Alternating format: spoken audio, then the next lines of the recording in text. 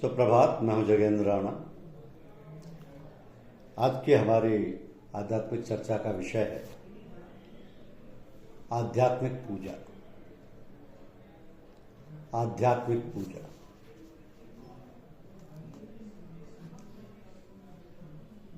जो लोग पूजा करते हैं बहुत अच्छा करते हैं, लेकिन क्या वो जानते हैं कि पूजा क्यों करते हैं? क्या कभी अपने मन के अंदर झांक कर देखा कि कौन सी इच्छा तुम्हें पूजा करने को प्रेरित करती है? क्या तुमने कभी अपने हृदय की गहराइयों में उतर कर देखा है कि कौन सी भावना तुम्हें पूजा करने को विवश करती है? कहीं तुम दूसरों के कहे में आकर तो पूजा नहीं करते। जिस तरह तुम पढ़ाई करते हो, जिस तरह तुम नौकरी करते हो, जिस तरह तुम शादी करते हो और बच्चे पैदा करते हो, कहीं उस तरह ही तो तुम पूजा नहीं करते। अन्य सांसारिक कर्तव्यों की भांति उसे अपना कर्तव्य समझकर क्या तुम निभाते हो? दिन में 2 बार आंख मूंद कर बैठने से ही क्या तुम अपने कर्तव्य की तीसरी समझ लेते हो? यदि ऐसा है तो तुम्हारी पूजा बासी है, उसमें ताजगी नहीं। यदि ऐसा है तो पूजा तुम्हारे ऊपर एक बोझ है, कर्तव्य का बोझ, जिसे तुम अनचाहे ढो रहे। अभी तुम सच्ची पूजा से कोसों दूर हो। कहीं तुम्हारी पूजा करने के पीछे सांसारिक इच्छाएं व वासनाएं तो मौजूद नहीं। कहीं तुम पूजा इसलिए तो नहीं करते कि उसको कारण तुम्हारा आदर सम्मान हो। कहीं तुम्हारी पूजा का लक्ष्य इजाज़त, तकमील या खिलाफत आदि डिग्रियां हासिल करना तो नहीं। जब तुम पूजा के लिए आंख बंद करते हो तो कहीं तुम्हारा मन गुरु पदवी की गद्दी के लिए तो नहीं चलता। यदि ऐसा है तो तुम्हारा पूजा करना व्यर्थ हो गया। तुम्हारी सांसारिक वासनाओं को कालिमा ने पूजा ने सांसारिक वासनाओं की कालिमा ने पूजा की पवित्रता को नष्ट कर दिया। तुमने पूजा का प्रारंभ सही नहीं किया। तुमने अपने मन का चित्रपटल तो साफ किया नहीं और उस पर आध्यात्म का खाका खींचने लगे। तो फलस्वरूप खाका साफ नहीं खींचा। तुमने अपने मन का पात्र तो साफ किया नहीं, उसकी वासना व इच्छाओं को तो दूर किया नहीं और उसमें पूजा जैसी स्वच्छ व पवित्र वस्तु भरने लगी। तो फलस्वरूप पूजा अपवित्र और अस्वच्छ हो गई। वासनाओं ने पूजा को साधन बना लिया और अपनी इच्छाएं पूजा के माध्यम से अभिव्यक्त होने लगी। तो पहले अपने मन की गुप्त वासना व छिपी इच्छाओं को जानो, समझो और दूर करो,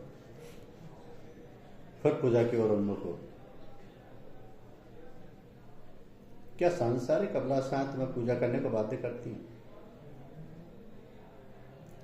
क्या तुम धन की लालसा, पुत्र प्राप्ति की इच्छा के वशीभूत होकर पूजा करते हो? क्या तुम्हारी पूजा का उद्देश्य विपत्तियों से मुक्ति है? कहीं तुम आध्यात्मिक शक्तियां व सिद्धियां प्राप्त करने के लिए तो पूजा नहीं करते। कहीं तुम ये तो नहीं चाहते कि अद्भुत सिद्धियां प्राप्त कर जगत को चमत्कृत कर सको। यदि ऐसा है तो तुम ईश्वरोपासना नहीं करते, अहम की उपासना करते हो। पूजा का लक्ष्य ना तो सांसारिक संपत्ति होना चाहिए और ना आध्यात्मिक संपत्ति। जहां संपत्ति होगी वहां सुरक्षा की भावना भी होगी। तुम्हें उसकी रक्षा करनी पड़ेगी, क्योंकि उसे कोई भी छीन सकता है और अंततः मृत्यु तो उसे छीन ही लेगी और किए धरे पर पानी फेर देगी। तो पूजा द्वारा नश्वर पदार्थों को मत खोजो। जो वस्तु कल छिनेगी उसे आज ही फेंक दो। जिससे कल वियोग होगा उससे आज ही मोह त्याग दो, क्योंकि कल और आज में बहुत कम दूरी है। कहीं तुम्हारे पूजा करने का लक्ष्य शांति प्राप्त करना तो नहीं। यदि ऐसा है तो तुम्हारी पूजा वास्तविकता से पलायन है। तुम अशांति से दूर भाग रहे हो, जबकि वो तुम्हारा पीछा नहीं छोड़ रही है। तो समस्या से दूर भागने से वो नहीं सुलझती, बल्कि समझने और समाधान खोजने से सुलझती है। अशांति का दूर होना ही शांति है। यदि तुम शांति चाहते हो तो अशांति के कारणों की खोज करो, उन्हें समझो और दूर करो। तुम्हें पूजा की नहीं बल्कि आत्मनिरीक्षण की आवश्यकता है। अतः पूजा ना तो सांसारिक कामनाओं के वशीभूत होकर करना चाहिए और ना ही आध्यात्मिक पूजा केवल ईश्वर को प्राप्त करने के लिए करनी चाहिए, क्योंकि ईश्वर ही तुम्हें पूर्ण तृप्ति प्रदान कर सकते हैं। ईश्वर को प्राप्त करने के लिए ही तुमने मानव शरीर धारण किया है, परंतु ध्यान रहे कि तुम ईश्वर को पाने की कामना मत करो। अपनी पूजा के बदले ईश्वर को मत मांगो। थोड़ी देर आंख मूंद कर बैठना और बदले में ईश्वर को मांगना क्या हास्यास्पद नहीं? तुम्हारा प्रयास ईश्वर की महान गरिमा के सामने अत्यंत क्षुद्र है, सूर्य को दीपक दिखाने के समान है। ईश्वर केवल कृपा साध्य है। तुम्हारे प्रयास, लगन व प्रेम से रीझ करी वो तुम पर कृपा करेंगे। भगवान अपने आप को उसको देते हैं जो अपने आप को भगवान को दे देता है। तो पूजा की बलवेदी पर अपना सब कुछ न्यौछावर करो और फिर पूजा को भगवान के चरणों में समर्पित कर दो। जब तुम्हारा समर्पण पूर्ण हो जाएगा तब भगवान तुम्हारे होंगे और तुम भगवान के। तो जिस शरीर से तुम पूजा कर रहे हो वो मनुष्य शरीर नहीं, आत्मा है। मृत्यु शरीर की होती है, आत्मा की नहीं। इस सत्य को अनुभूत करना ही मनुष्य शरीर प्राप्त करने का उद्देश्य है। अतः मनुष्य चित्त अपनी आत्मा की अमरता को पहचान और क्षणभंगुर शरीर के कारागार से मुक्त हो। संत समागम करो, संतों की चरण शरण गहो, उनसे आत्मा के रहस्य को सीखो। वो सहज ही में अपनी अमूल्य विद्या तुम्हें सिखा देगा। जब तुम अपने सच्चे स्वरूप को जान जाओगे तो मृत्यु भयकारक नहीं वरन आनंददायिनी बन जाएगी। तब तुम उल्लासपूर्वक प्रतीक्षा करोगे उस दिवस की जब तुम अपने समस्त शारीरिक बंधन त्याग कर सदा सदा के लिए परम आनंद व चिर शांति में डूब सकोगे। वो दिवस तुम्हारा मृत्यु दिवस नहीं वरन निर्वाण दिवस होगा।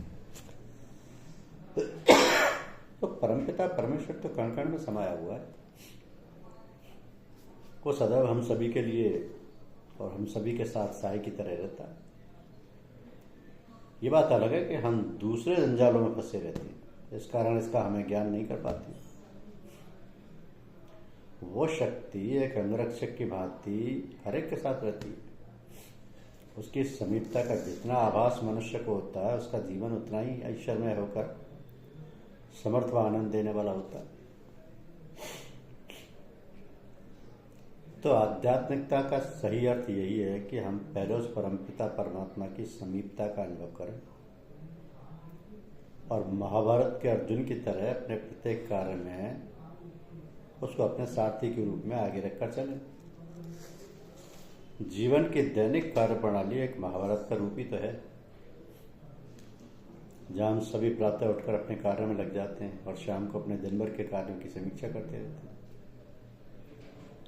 तो जहाँ एक सांसारिक प्राणी अपने सुख दुख में विचार कर जो समझ में आता है वो करता है, वहाँ एक आध्यात्मिक प्राणी सभी कुछ उस परम शक्ति को सौंप कर उसकी गोद में विश्राम करता है। तो जिस प्रकार दिन भर का थका बालक अपनी माँ की गोद में गहरी प्रसन्न मुद्रा में सोता है, उसी प्रकार आध्यात्मिक प्राणी को अपने गुरुजनों से परमानंद प्राप्त होता रहता है।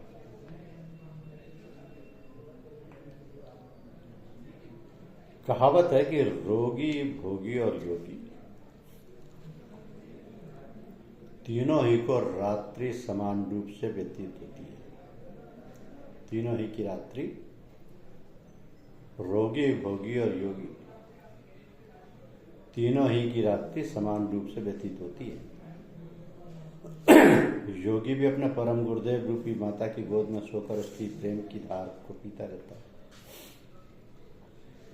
जिस प्रकार एक छोटा अबोध बालक माता के समीप होते हुए भी उसका दूध पीता रहता है, और माता भी सब कुछ भूलकर बालक की हर प्रकार से संभाल करती रहती है।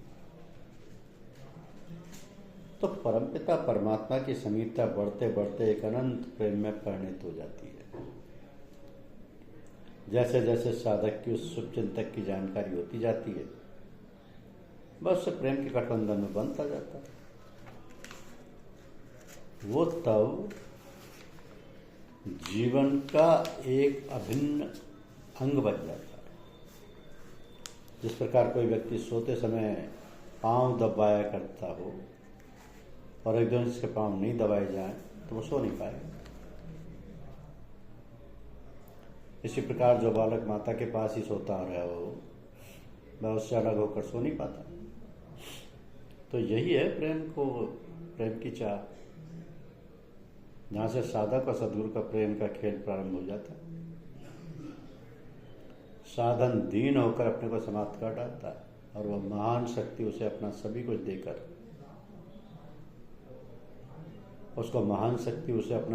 देकर महान बना डालती है।